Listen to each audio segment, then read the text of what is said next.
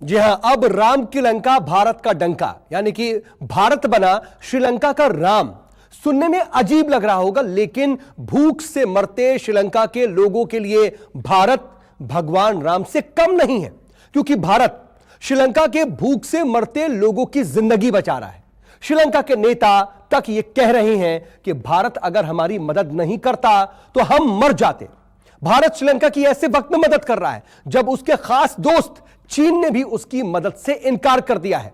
भारत अपना फर्ज निभाकर श्रीलंका की भूखमरी की आग से उसे निकालने की कोशिश कर रहा है। जब सबने छोड़ दिया लंका का साथ, तब भारत ने बढ़ाया मदद का हाथ। जब चीन भी नहीं आया काम, भारत बना लंका का राम।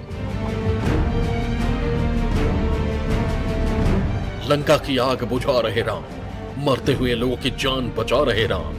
लंका ने राम को पुकारा, राम ही लंका के सहारा।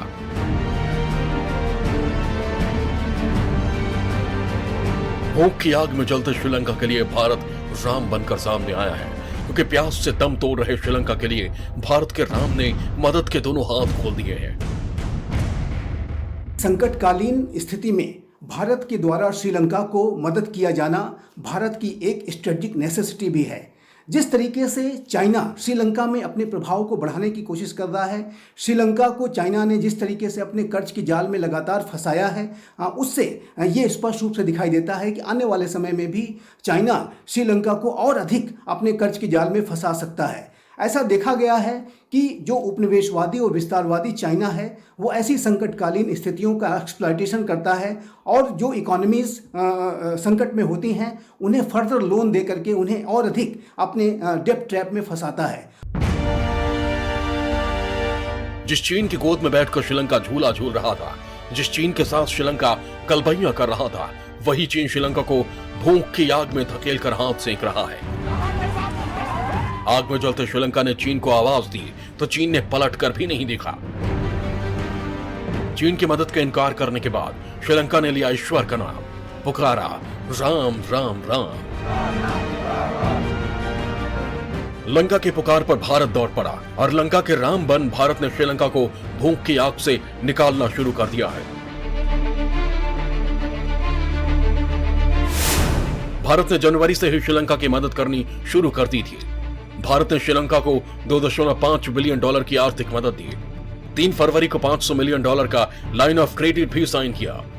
1.5 ton jet aviation fuel, diesel और पेट्रोल भी श्रीलंका पहुंचा चुका है।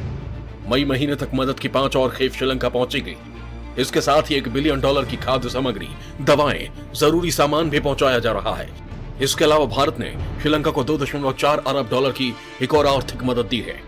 40,000 मीट्रिक टन डीजल पहुंचने से श्रीलंका ने राहत की सांस ली है।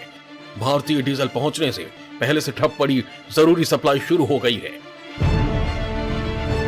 भारत की मदद की खबरें श्रीलंकन अखबारों के हेडलाइंस बनी हुई हैं, क्योंकि राम ने श्रीलंका को बचाने का वचन ले लिया है।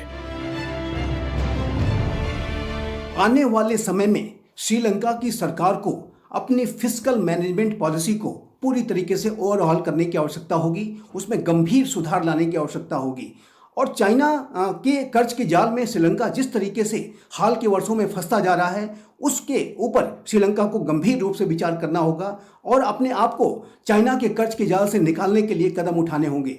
श्रीलंका की सरकार को भारत जैसे लोकतांत्रिक राष्ट्रों के साथ, विश्व के जो अन्य जिम्मेदार लोकतांत्रिक राष्ट्र हैं, उनके साथ अपने संबंधों को गहरा करना होगा और चाइना को लेकर के पूरी तरीके से अब श्रीलंका को सतर्कता बरतनी होगी। भारत से मिली मदद के बाद श्रीलंका में बिजली कटौती कम हो गई है। मतलब श्रीलंका को कुछ हद तक राहत जरूर मिली है। श्रीलंका में बिजली से लेकर तमाम जरूरी चीजों की कटौती में कमी आई है। श्रीलंका में 6 अप्रैल से 8 अप्रैल तक 6 घंटे तक की बिजली कटौती को मंजूरी दी गई है। पब्लिक यूटिलिटी कमीशन के चेयरमैन जनक रत्नायके ने कहा, भारत से बिजली कटौती कम की गई है। इससे पहले श्रीलंका में 13 घंटे की बिजली कटौती हो रही थी।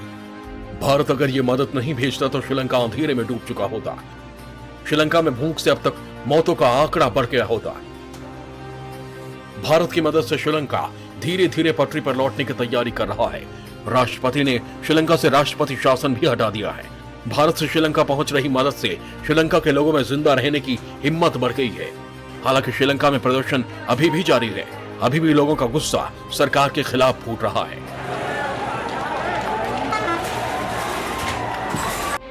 मुश्किल की घड़ी में भारत श्रीलंका की मदद कर अपना फर्ज निभा रहा है, लेकिन श्रीलंका वो ही मुल्क है जो चीन का करीबी बनने के लिए भारत के खिलाफ जहर उगलता था। चीन से कर्ज लेने के चक्कर में श्रीलंका भारत के खिलाफ साजिश रचता था। भारत के खिलाफ बयानबाजी ही राजपक्षे परिवार को श्रीलंका में जिंदा रखे हुए थी। चीन का करीबी बनने के चक्कर में श्रीलंका चीन के इतने करीब चला गया कि अब श्रीलंका के पास अपना कुछ नहीं बचा है। श्रीलंका ने 2015 में भारत के खिलाफ बहुत बड़ा आरोप लगाया था।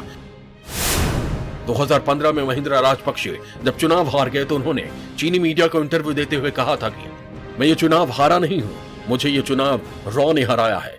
इस बात को भले ही 7 साल बीत चुके हैं और महिंद्रा राजपक्षे इस वक्त श्रीलंका के प्रधानमंत्री हैं, लेकिन जिस भारत के खिलाफ राजपक्षे ने इतने बड़े आरोप लगाए, वही भारत श्रीलंका का राम बनकर उसकी मदद कर रहा है, जिंदगियों को बचा रहा है। लेकिन चीन भूख की आग में जलते श्रीलंका को छोड़कर भाग गया था। श्रीलंका ने चीन से कर्ज में कुछ छूट के लिए गुहार लगाई, लेकिन चीन ने कर्ज में छूट देने से इनकार कर दिया।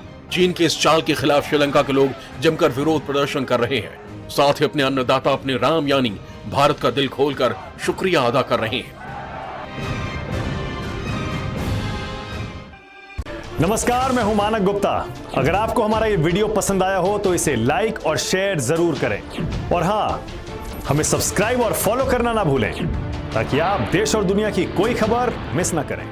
चाहे कोई ब्रेकिंग न्यूज हो या कोरोना वायरस से जुड़ी कोई भी अपडेट, पॉलिटिक्स हो या आपकी जेब से जुड़ी कोई खबर, इलेक्शन की कोई न्यूज हो, कोई कंट्रोवर्सी हो या फिर कोई वायरल वीडियो, सब कुछ मिलेगा न्यूज़ 24 पर। तो जुड़े रहिए हमारे साथ और देखते रहिए न्यूज़ 24।